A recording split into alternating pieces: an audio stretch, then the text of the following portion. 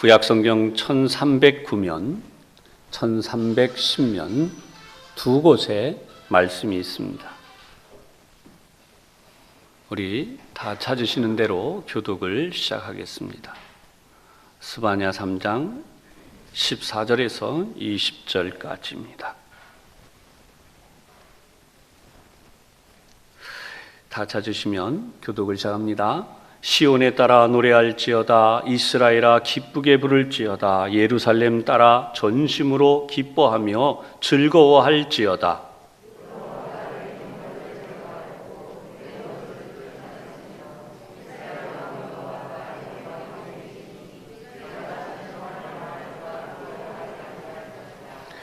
그날에 사람이 예루살렘에 이르기를 두려워하지 말라. 시온아 내 손을 늘어뜨리지 말라.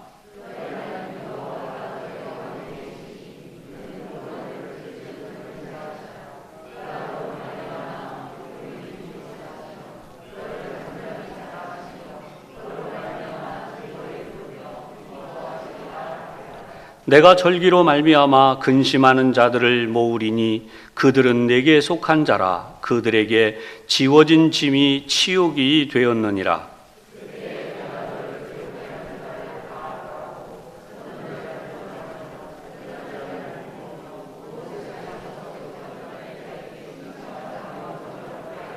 함께 하겠습니다. 내가 그때에 너희를 이끌고 그때에 너희를 모을지라.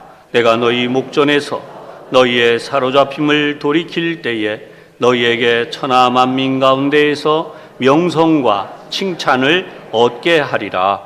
여호와의 말이니라. 아멘. 이 말씀이 먼저 큰 은혜가 되시기를 바랍니다.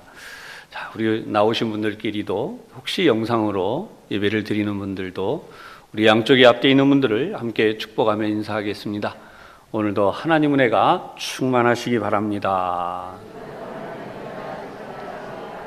네, 오래간만에 오신 분도 보이고 또 열심히 나오시는 분들도 다시 만날 수 있어서 반갑고요. 여러분, 오늘의 말씀의 제목, 시온의 딸들아 돌아오라 라고 하는 제목입니다. 세상에서 우리가 누군가를 부를 때에 가장 사랑스러운 대상이 있다면 누구일까요? 물론 연인들은 처음에 그럴 것입니다. 그러나 가족을 이루고 사는 우리 입장에서는 어떻습니까? 부모된 입장에서 당연히 아들, 딸들, 자녀들의 이름을 부르면 얼마나 정말 행복하고 또 그렇게 사랑스럽게 이름을 부를 수가 있는지. 근데 굳이 그 중에서 찾으라고 한다면 아마도 딸의 이름을 부른다고 할 때 자신이 사랑하는 딸일 것이다 라고 하는 것이죠. 특별히 사랑하는 딸이 있다면 그 딸의 이름을 부르고 있을 때 얼마나 행복해집니까? 과거 우리나라가 남존여비 사상으로 팽배해 있을 때에도 유명한 노래가 만들어질 정도였어요.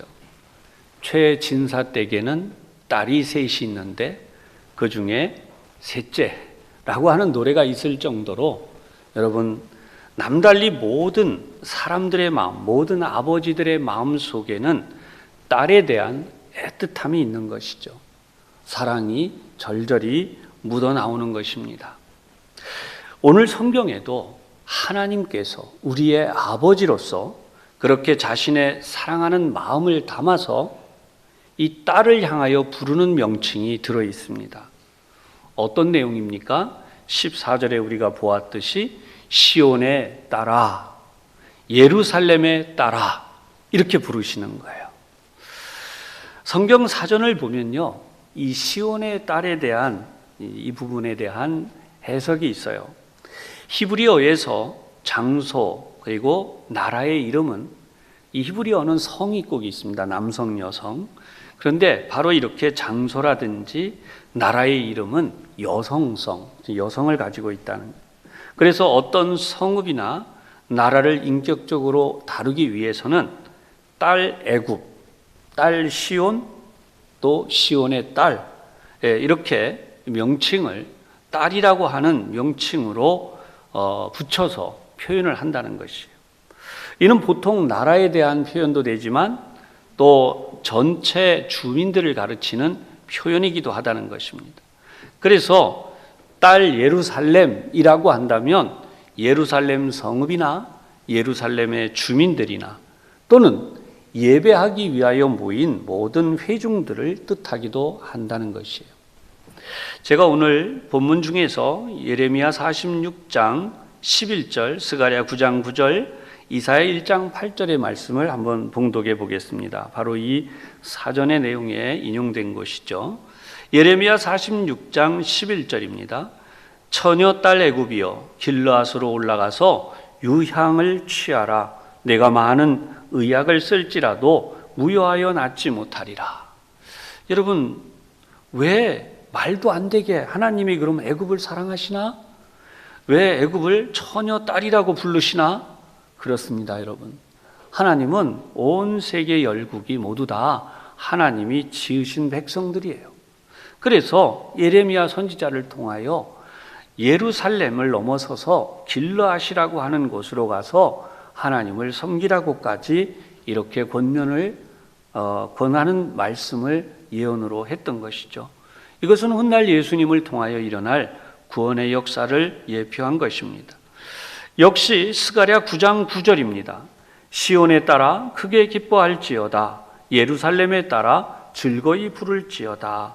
보라, 내 왕이 내게 임하나니 그는 공의로우며 구원을 베풀며 겸손하여서 나귀를 타나니 나귀의 작은 것 나귀 새끼니라. 아멘.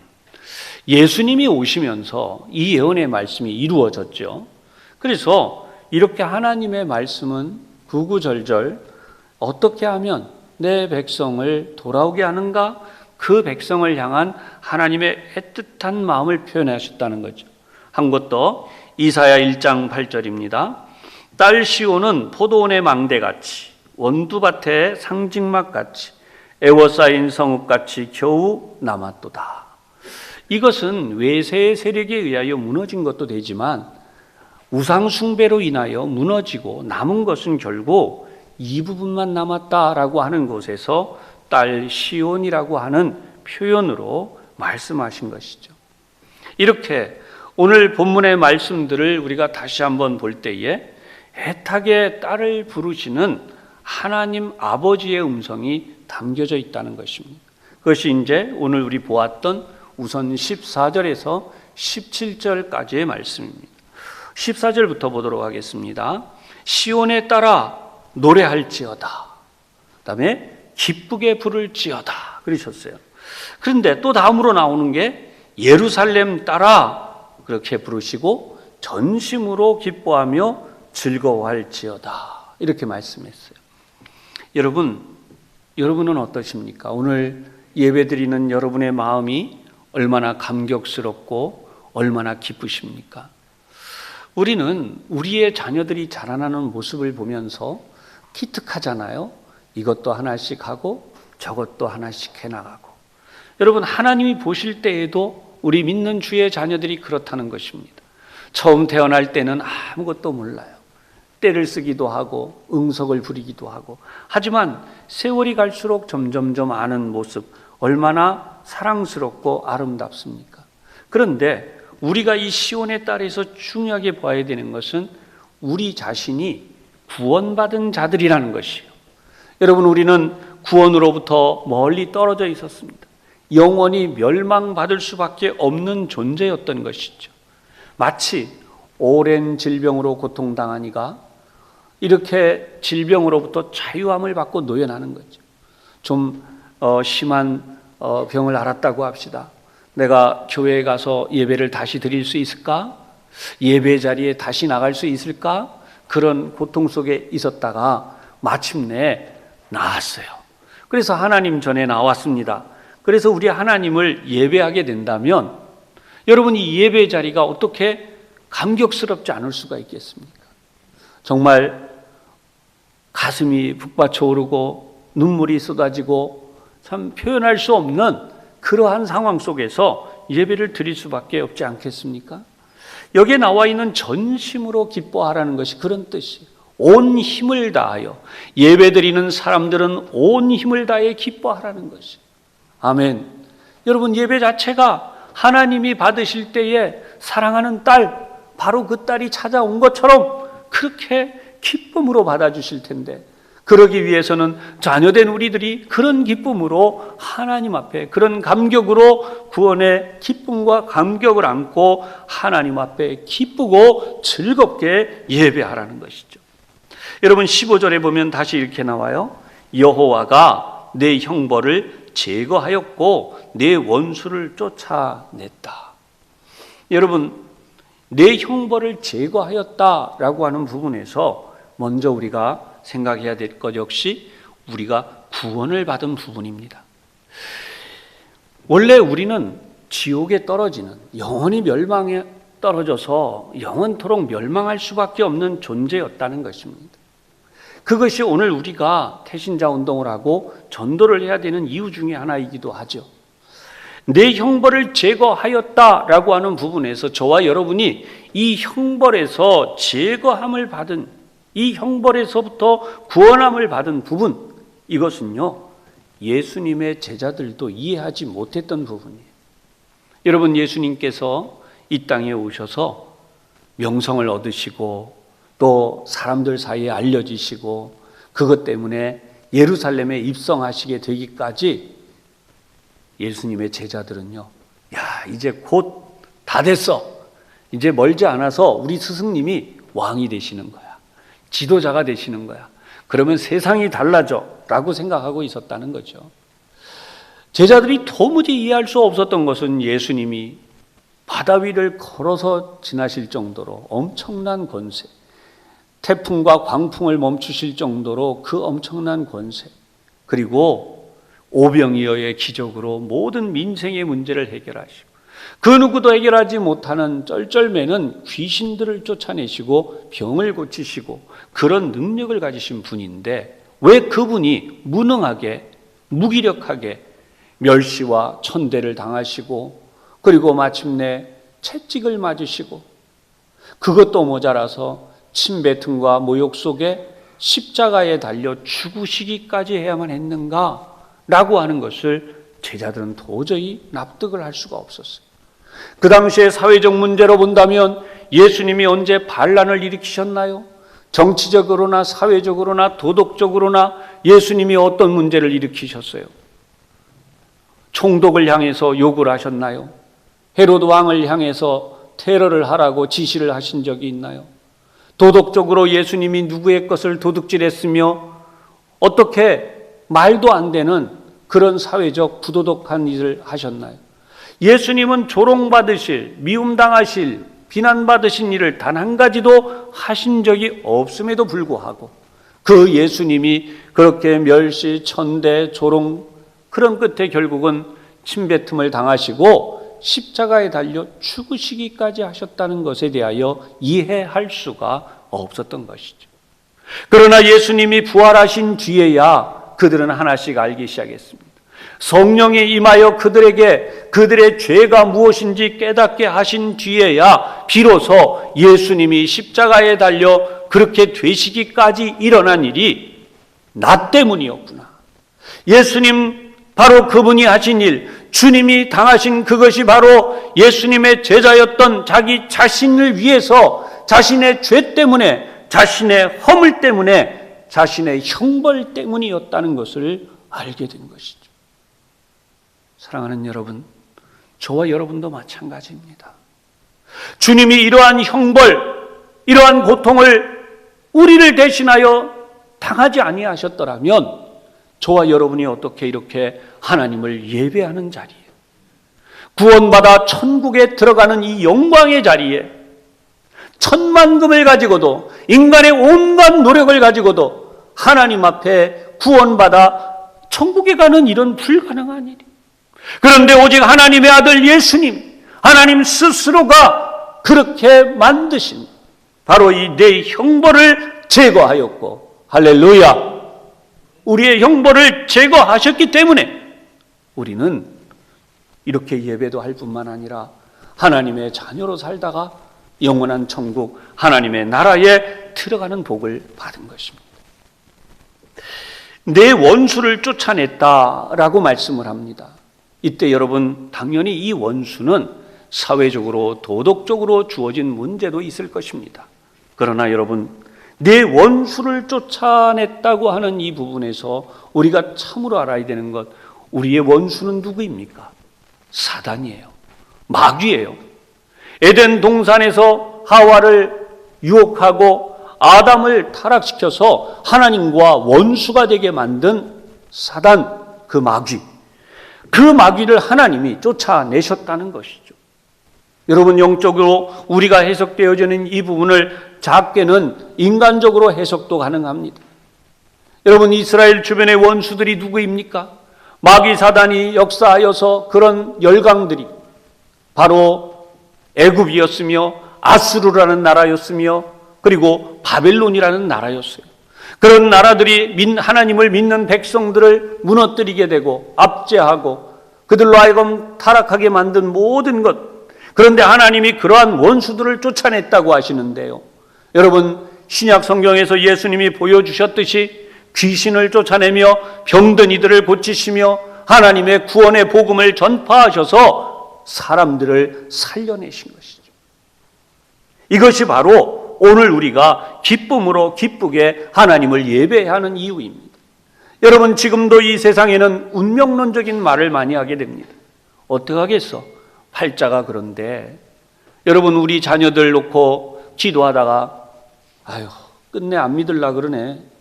예수 안 믿으려고 그러는데 어떡하겠어? 지 팔자가 그런데. 여러분, 가장 힘든 게 누구일까요? 당연히 가족이에요. 남편을 아무리 전도해도 믿으려 하지 않아요. 아내를 아무리 전도해도 믿으려 하지 않아요. 여러분이 얼마나 힘듭니까? 우리 선대에는 이런 부분에 힘을 다하여 온 힘을 다해 전도해서 가족들을 구원했던 시대였었어요. 그런데 지금은 학문이 더 많아졌고 문화생활은 더 늘어났고 지식은 더 풍족하고 신학도 더 높아졌고 교육받지 않은 목회자, 교육받지 못한 성도들이 누가 있습니까? 그런데 전도는 더 힘들어요. 이유가 무엇입니까? 여러분, 그것을 우리는 한 가지로 말할 수 있습니다. 아담과 하와를 타락시킨 것은 원수가 한 일이에요. 그 원수를 쫓아내는 것은 우리 주님이, 우리 하나님이 이미 여기에서 선언하고 계세요.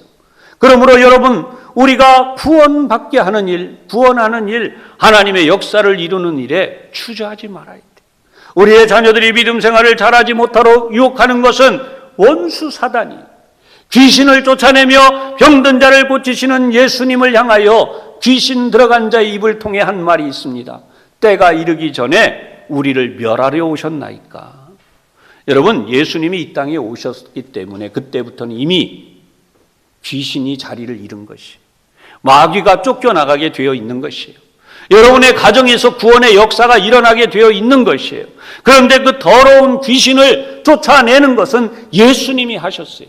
그러므로 우리들도 이 말씀을 믿어야 되는 것이죠. 여러분, 원수를 쫓아내셨어요.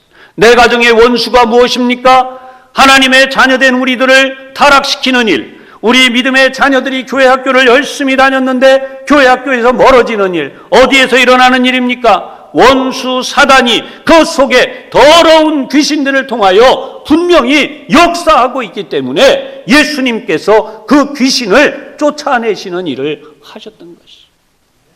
여러분, 우리는 이 원수를 너무나 우습게 알아요. 아니, 정확히 말하면 영적으로 점점 무지해져 간다는 것이. 그걸 운명으로 돌려놔요. 하다 보니 안 돼. 어떡하겠어? 저 고집을, 저 나오지 않는, 예수 믿으라고 아무리 해도 안 하는 저걸 어떻게 하겠어? 여러분, 사람의 마음을 금어쥐고 있는 어둠의 영, 사단의 영이 역사하고 있는 거예요. 우리 사회 속에 일어나고 있는 모든 어둠에 대하여서 우리 다 알지 않습니까? 사람의 선한 마음과 관계없는 그런 어둠의 역사들이 어디서 왔다 그래요? 다 모든 사람들이 말하잖아요. 심지어 예수를 믿지 않는 사람들도 악마적인 일이다라고까지 말합니다. 여러분, 그렇게 하나님을 모르는 사람들조차도 그런 부분에 대하여 말할 정도라면 예수 믿는 우리는 어떻게 해야 될까요? 여러분, 이 악한 영을 쫓아내야 돼. 마귀를 대적하라. 그리하면 너희를 피하리라. 이 말씀이 거기에 있는 것이죠. 사랑하는 여러분, 그런 의미에서 우리는 내 가족을 구원시키기 위한 믿음의 노력이 여기에 있습니다.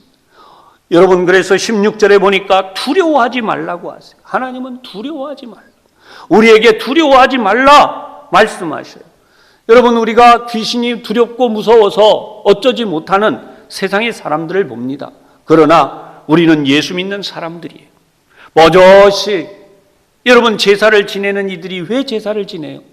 그 귀신이 와서 어떻게 할까 봐 그래서 제사 지내는 것 아닙니까?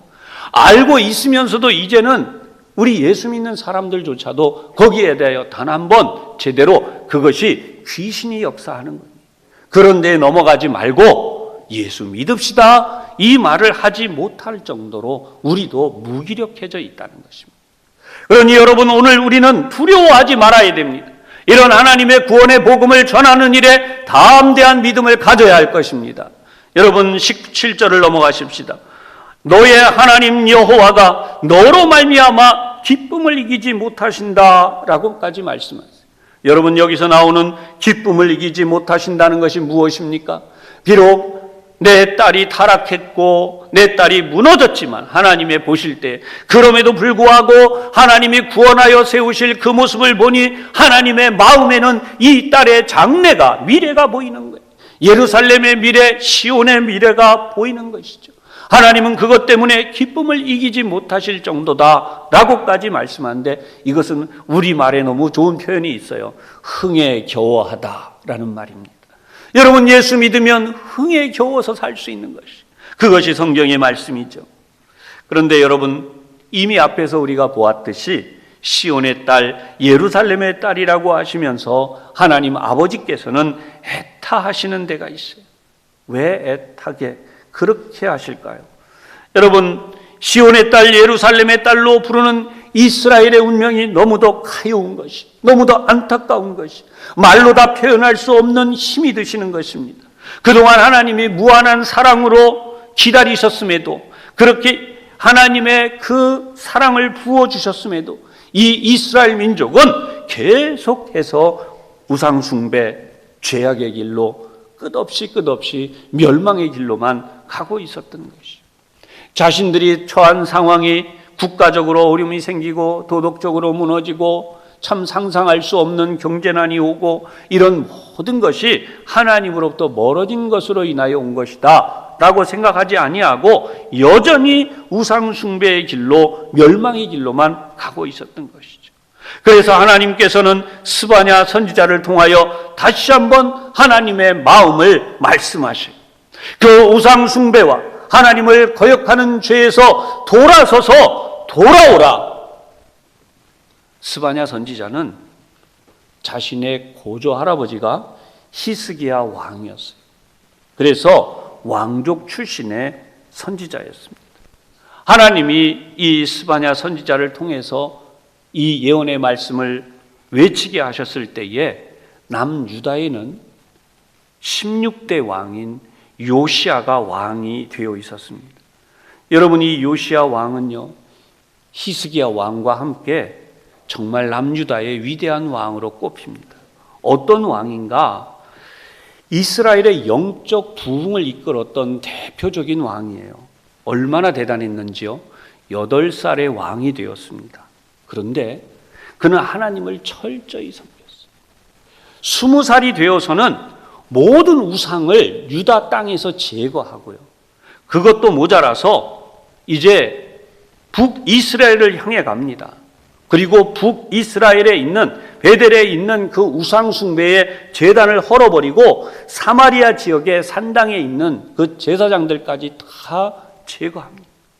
정말 선지자와 같은 담대한 믿음을 가진 그런 왕이었었어요.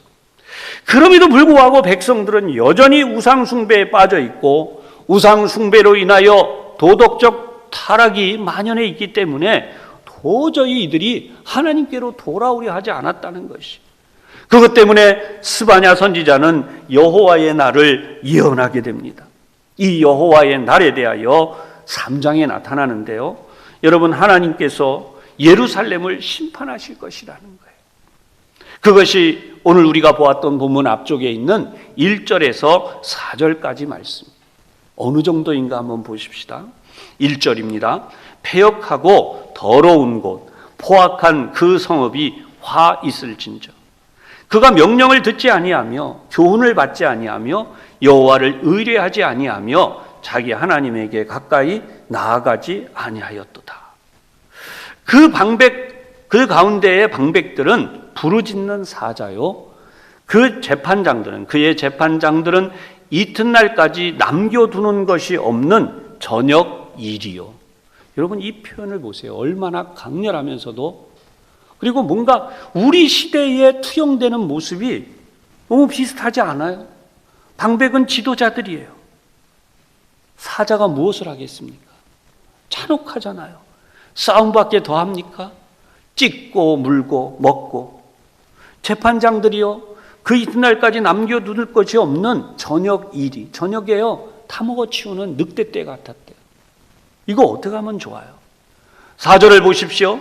그의 선지자들은 경솔하고 간사한 사람들이 생명을 걸고 하나님의 말씀을 지키고 외치는 일을 하지 않아요. 사람의 입맞춤에, 사람들이 듣기 좋게 그저 자기 일신의 안위를 위해서 그렇게 경솔하고 간사한 사람들. 그리고 그의 제사장들은 성소를 더럽히고 율법을 범하였도다. 여러분, 이 아픔의 소식을 들으면서 우리가 정말 아파하고 힘들어야 됩니다. 인간적 수완으로 여러분 사람을 모은다고 모아지는 게 아니듯이요, 하나님의 말씀으로 온전히 지지 않는 한 이스라엘 민족의 부흥은 부흥이 아니었어요. 아무리 잘 되는 것 같아도 그들은 결국 멸망을 향해 가는데, 스바냐 선지자를 통해 하나님은 이스라엘 백성들이 듣기 싫어하는 책망을 직접적으로 했는데요, 그게 뭐예요? 백성을 압제하는 지도자, 그들을 향하여 포악한 자들이라고 했어요. 그리고 하나님을 반역해서 하나님을 섬기지 않는 것에 대해서 패역한 자들이다라고 하시고요, 우상을 섬기고 하나님의 말씀을 말씀되게 지켜가지 않는 이들을 거룩함을 더럽혔다라고 말씀을 하세요. 그래서 스바냐 1장에서는 바로 이 유다의 심판을 말씀하시고, 2장에서는 모든 민족에 대한 심판을 말씀하시고, 여러분 3장에서는 우리가 보고 있는 대로 이제 이러한 모든 심판에 대하여 말씀하신 끝에 결국 하나님의 사랑과 그리고 회복과 구원에 대한 예언을 하고 계신 것이죠. 사랑하는 여러분, 하나님의 소원이 있으세요. 우리 오늘 이 하나님의 소원을 한 4가지로 살펴보면서 말씀을 정리하려고 합니다. 첫 번째, 하나님의 소원은 그의 백성의 형벌을 제거하시는 것입니다. 사랑하는 여러분, 우리는 오랫동안 우리가 패턴이 있어요. 설교를 듣는 데에도 패턴이 생겼고, 신앙생활을 하는 데에도 패턴이 생겼고, 당연히 그런 것이지. 당연히 예수 믿는 건 그런 거야. 신앙생활 하는 건 그런 거야. 라고 생각합니다. 여러분, 대제사장 바리새인 서기관들이 있었던 시대, 심지어 예수님의 제자들까지도 하나님을 믿는 것은 그런 것이야 라고 했었어요. 그게 뭐였어요? 예수님이 이 땅에 오셔서 십자가에 달려 죽으시는 것에 대하여는 전혀 모르고, 거꾸로 예수님이 오셨으니 우리도 이제 어깨를 펴고 한자리 하겠다. 예루살렘에 예수님이 들어가시면 저 사악한 무리들, 저 타락한 무리들을 다 내쫓고 이 나라를 로마의 압제로부터, 저 헤롯의 압제로부터 구원할 거야 라고 믿었던 것이죠. 그런데 아니에요. 하나님은요, 그의 백성의 형벌을 제거하시는 분이세요. 15절 다시 보겠습니다. 여호와가 내 형벌을 제거하였고 라고 말씀합니다. 이미 우리가 앞에서 하나님의 사랑이 무엇인지를 알았어요. 십자가에 달려 예수님이 죽으심으로 우리의 형벌이 제거되었다는 것, 이 형벌의 제거됨에 대하여 우리가 구구절절히 늘 다시 떠오르고 다시 체험하고, 여러분, 이것이 바로 우리의 감격이요, 우리의 예배가 되는 것입니다. 그리고 내 원수를 쫓아냈다는 것이에요. 눈만 뜨면 사단이 쫓아와서 진치고 있다가 또 유혹해가고, 눈만 뜨면 또 사탄이 와서 진치고 있다가 또 유혹해서 끌고 가고, 이거 어느 부분에서 좀 이렇게 표현 한번 해볼게요. 여러분, 자녀들 중에 일진이라고 하는 악당한테 붙들린 자녀들이 있어요. 학교만 가면 문 앞에서부터 지키고 있다가 여러분 학교만 가면 그냥 이리 뜯어내고 저리 뜯어내고 괴롭히고 이거 시키고 저거 시키고, 부모가 아무리 좋은 말로 하고 좋은 데로 옮겨가도 여러분 이 거머리보다 더 악하게 붙은 일진들이라고 하는 이 세력들이 빠지지를 않는 거예요. 여러분, 요즘 이단도 그렇습니다. 이단에 한번 빠지면 부모 자식도 못 알아볼 정도라고 지금 말이 나오지 않습니까? 할 수만 있으면 붙들고 절대로 놓아주지 않는 거예요. 그런데 하나님이 어떻게 하신다고요? 형벌을 제거하시고 원수를 이미 쫓아내셨어요. 원수 사단을 쫓아내셨어요. 여러분, 이 사실이 우리가 분명히 알아야 되는 것입니다. 저와 여러분은 구원의 길에 섰으며 우리의 가족들도 구원의 길에 설 것이며 앞으로 계속해서 구원의 역사를 이루어갈 것인데요, 우리 주님의 말씀, 우리 하나님의 말씀처럼 우리의 형벌이 제거되고 원수가 쫓겨났기 때문에 여러분, 구원받는 일에 대하여 우리가 두려워할 일이 아니에요. 하나님의 말씀을 힘차게 증거해서 그들이 하나님의 구원의 길에 함께 참여해야 돼요. 여러분, 그 다음 두 번째가 무엇입니까? 그의 백성들 가운데 거하시는 것이 하나님의 소원이세요. 우리가 명절을 맞아서 가족이 만나곤 했습니다. 요즘 코로나 때문에 못 만나게 했지만 그래도 가족이 만나면 얼마나 즐겁습니까? 떨어져 살던 시집가고 장가가고 그런 자녀들 다 분가에 있다가 오래간만에 만나면 너무나 좋잖아요. 그렇게 만난 가운데에도 좋지만 앞으로도 더 만남이 있고 그렇다면 더 기대가 되잖아요.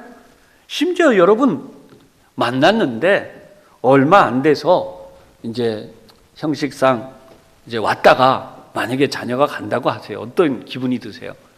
아이고, 조금 더 있으면 좋지만 그렇게 또 그것도 그래, 가거라, 잘 가거라, 가서 열심히 살거라, 말은 그렇게 해서 보내지만 섭섭한 마음은 얼마나 그렇습니까? 여러분, 사람도요, 이런 마음이 하나님의 마음이에요. 하나님께서도 그렇다는 거예요. 하나님께서도 우리가 하나님과 자꾸 헤어지고 떨어지는 것이 너무나 안타까우신 거예요. 부모들 입장에서 형편만 된다면 좀 큰 집, 큰 땅 마련해 놓고 아들, 손자, 며느리, 사위 3, 4대가 그냥 한 집에 다 시도 때도 그냥 필요할 때마다 얼굴 보고 얼마나 반갑습니까? 얼마나 행복하겠습니까? 요즘 세상이 하도 어려워지니까 그나마 떨어져 있는 것도 복이야 타협을 하지만 실제로는 아니잖아요.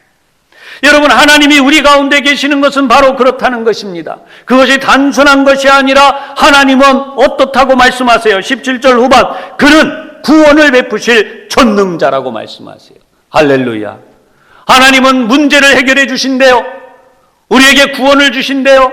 내 자녀들이 어려움을 겪을 때 어떻게 내가 좀 해줄 수 없을까?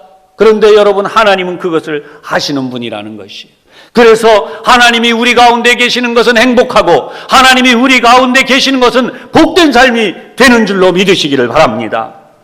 여러분, 세 번째로 그의 백성들을 돌아오게 하신다는 것입니다. 형벌이라고 하는 것, 세상에는 내가 원치 않지만 어려운 일들이 생기는 일이 있잖아요. 19절과 20절을 보면 하나님이 진노하심으로 인하여 이방의 세력들이 쳐들어왔고 그의 백성들을 다 끌고 갔어요. 그래서 19절에 보면 그때에 내가 너를 괴롭게 하는 자를 다 벌하고 저는 자를 구원하며 쫓겨난 자를 모읍니다. 왜 절개됐을까요? 그 원수들이 고통을 주어서 제대로 걸을 수 없는 인생이 된 것이죠. 그렇게 쫓겨난 자들을 돌아오게 모으시는데 20절 다시 내가 그때에 너희를 이끌고 그때에 너희를 모을지라 내가 너희 목전에서 너희의 사로잡힘을 돌이키게 하겠다고 하세요. 여러분, 인생은요, 우리가 생각해 볼 때 참 초라할 때가 있어요. 나이가 들고 힘이 없어지고 이루어 놓은 것은 없고 그럴 때 우리 모두 힘들어 하잖아요. 그런데 여러분, 잘 보시면요, 성경이 지금 하시는 말씀을 보세요. 하나님은 불가능한 것이 없으세요. 옛말에 이런 말을 들은 적이 있어요. 아마 여러분들도 아실 것 같습니다. 아들이 너무 철이 없어요. 30대, 40대, 50대 다 그냥 지나가다가 60이 돼서 간신히 정신을 차리고 부모님 앞에 가서 인사를 이렇게 합니다. 불효자식이 왔습니다. 그러면서 인사를 하니까 아이고 네가 늦지막이 철이 들었구나. 그런데 해가 있어야 길을 가지. 인생살이 다 끝나가는 늙음하게 이제 철이 들었는데 네가 이제 그 나이에 뭘 하겠니? 라고 하는 거죠. 그러나 여러분 성경을 보시면 하나님은 바로 그 없는 것을 만드시는 분이에요. 대표적인 인물이 바로 모세입니다. 모세는 그의 80세에 되어 장인의 양떼를 치고 있을 때에 여러분 성경을 보면 하나님이 나타나 그를 부르시면서 말씀하셨어요. 애굽에 가서 내 백성을 구원하라 그랬더니 모세가 한 말이 보낼 만한 자를 보내십시오. 저 이제 늙어서. 근데 그 표현 중에 이런 말이 있어요. 나는 입이 뻣뻣하고 둔한 자니이다. 여러분 입이 뻣뻣하고 둔한 자니이다가 요즘 우리 시대에는 어떤 표현이 될까요? 그때에도 나이 80이 되면 시편에 나와 있듯이 죽음을 기다리고 있었어요. 생각이 거의 되지 않아요. 몸도 여기저기 굳어져서 제대로 움직일 수가 없는 거예요. 그런데 그런 모세를 보내시니까 모세가 입이 뻣뻣하다. 여러분 우리가 흔히 이야기할 때 나이가 들었다. 우리 부모님 연세가 드셨구나 라고 하는 건 언제 느끼십니까? 말씀을 대화를 나눠보는데 하신 말씀 또 하시고 하신 말씀 또 하시고 그리고 분명히 대화가 어떤 때는 잘 안 돼서 말씀을 듣고 나서 그게 아니잖아요. 그러면 부모님도 그러시는 거예요. 야, 내가 생각한 거 그게 아닌데 내가 생각한 대로 말이 안 나오고 자꾸 엉뚱하게 자꾸 머릿속에서는 그런데 입으로는 그렇게 나갔다. 여러분 이 사람이 입이 뻣뻣해지는 거예요. 입술이 둔하여지는 거죠. 그때 빠르게 탁탁탁 말이 안 되는 거예요. 모세가 그랬다는 것이죠. 그런데 하나님께서 그 모세를 향하여 뭐라 그러세요? 기적을 보여주신 뒤에 그를 바로 앞에까지 보내세요. 그때 여러분 모세가 지금처럼 KTX를 타고 갔겠어요? 비행기를 타고 갔겠어요? 고속버스를 타고 갔겠어요? 이스라엘 백성을 이끌어내던 그 광야 어마어마한 길을 목숨을 걸고 지팡이 하나 들고 간 것이에요. 가다가 객사할 수 있습니다. 병들어 죽을 수 있습니다. 하나님을 의지하지 않았다면 불가능한 것이. 여러분 이것이 하나님이 하시는 일이에요. 그래서 그 하나님을 믿고 갔더니 하나님께서 어떻게 하세요? 120세까지 무려 40년 동안 청년처럼 살아가게 하신 것이. 할렐루야. 그것이 오늘 우리가 믿는 믿음의 길이에요. 이제 끝났어. 뭘 더 하겠어? 여러분 그렇지 않아요. 그의 백성들을 돌아오게 하시는 하나님의 역사가 여러분의 가정에도 우리 교회에도 이 나라에도 일어나게 하실 줄로 믿으시기를 바랍니다. 여러분 마지막으로 성경에 보면 그의 백성들이 칭찬과 명성을 얻게 하신다라고 말씀하세요. 여러분 19절에 보십시오. 그때 내가 너를 괴롭게 하는 자를 다 보라고 이렇게 말씀하셨는데 끝부분에 가면 온 세상에서 수욕받는 자에게 그랬어요. 수욕. 여러분 이 수욕의 원어는요 차마 눈뜨고 볼 수 없다는 의미가 있습니다. 인간 스스로도 모멸감에 스스로 목숨을 끊을 정도로 비참한 지경이라는 뜻이에요. 차라리 죽고 말지 왜 그래? 라고 하는 의미가 있는 것이죠. 그런 수욕을 받는 자에게 하나님이 어떻게 하시나? 칭찬과 명성을 얻게 하리라. 아멘. 근데 이 말씀이 다시 어디 또 나와요? 한 절 또 내려가서 20절에 내가 너희 목전에서 너희 눈앞에서 너희의 사로잡힘을 돌이킬 때에 너희가 천하 만민 가운데에서 명성과 칭찬을 얻게 하리라. 끝에 뭐라 그래요? 여호와의 말이니라.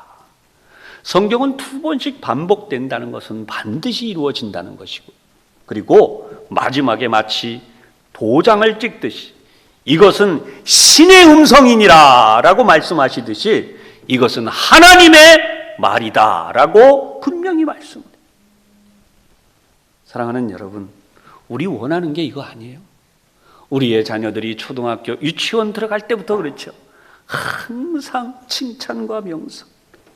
초등학교 1학년, 2학년, 3학년 계속해서 상장 받고 인정받고 높임 받고 6학년, 그 다음에 중학교 1, 2, 3학년, 고등학교 1, 2, 3학년, 대학교 1학년, 사회에 나가서도, 여러분 직장에 일본에 가서도, 러시아에 가서도, 중국에 가서도, 영국에 가서도, 미국에 가서도, 독일에 가서도, 프랑스 어느 나라에 가서도 칭찬과 명성이 일어나요. 여러분, 이것이 바로 하나님이 기뻐하시는 거고 하나님의 소원이라고 하세요.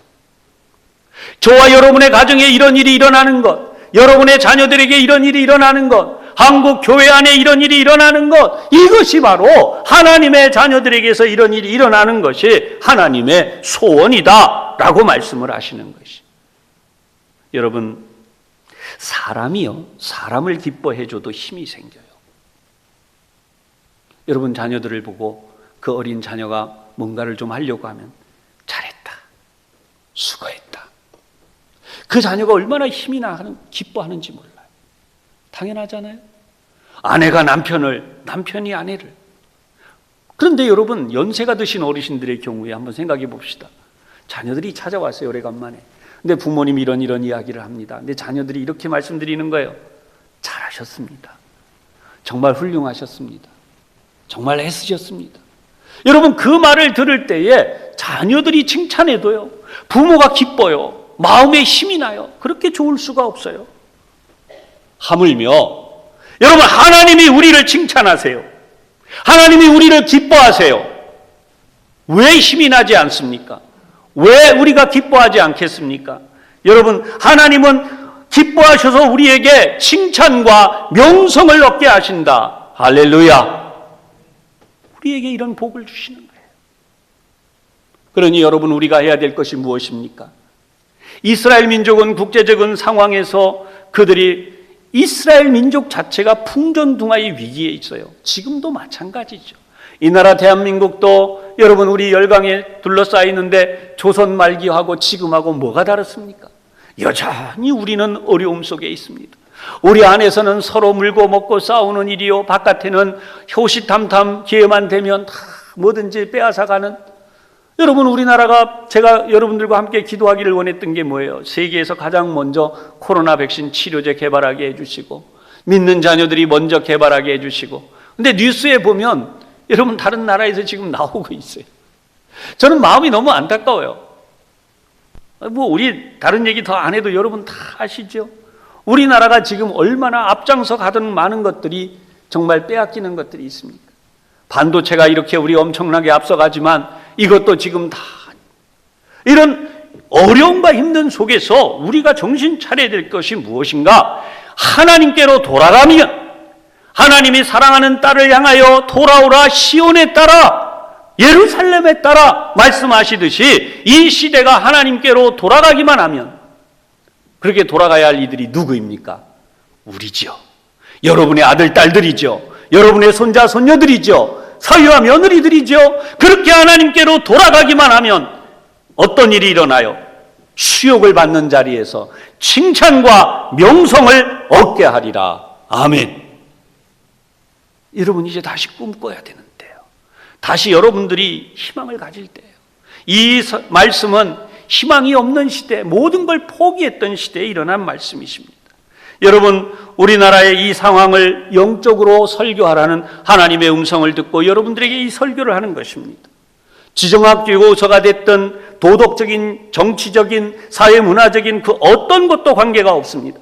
코로나 사태로 인하여 2년이라는 이 기나긴 세월을 오는 동안 우리는 계속해서 코로나 때문에라고 말하지만, 여러분, 코로나는 하나님 앞에 아무것도 아니에요. 우리 알잖아요. 진짜는 하나님이 이 시대를 통하여 오늘 우리에게 어떤 음성을 들려주시기를 원하시는가? 하나님은 우리를 통하여 무엇을 하기 원하시는가? 우리 부천 산성교회를 통하여, 이 땅의 교회들을 통하여 하나님이 하시는 일이 무엇인가? 사랑하는 여러분, 바로 시온에 따라 돌아오라는 이 하나님의 음성과 같이 우리가 하나님께로 돌아오는 일을 통하여 이 놀라운 복을 받기를 원하시는 것이죠. 오늘 말씀을 듣는 여러분, 이렇게 믿음의 결단이 다시 한번 여러분과 여러분의 가정과 우리 교회와 나아가 이 나라, 이 민족 가운데 이루어지기를 주님의 이름으로 축원합니다. 기도하겠습니다. 하나님 아버지, 오늘도 이 믿음의 말씀을 듣게 하시니 감사합니다. 이 말씀 붙들고 나아갑니다. 하나님의 자녀들이 칭찬과 명성을 얻기까지 하나님 회복의 역사가 이루어지게 하여 주시옵소서. 이 나라 이 민족이 이 복을 받게 하여 주시옵소서. 예수님 이름으로 기도하옵나이다. 아멘.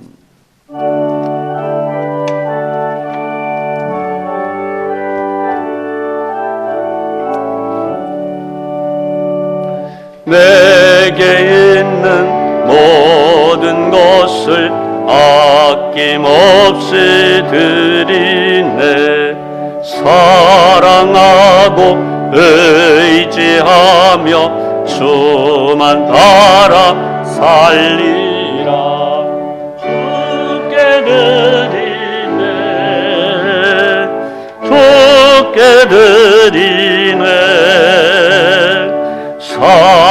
사랑하는 거저 앞에 모두 드리네.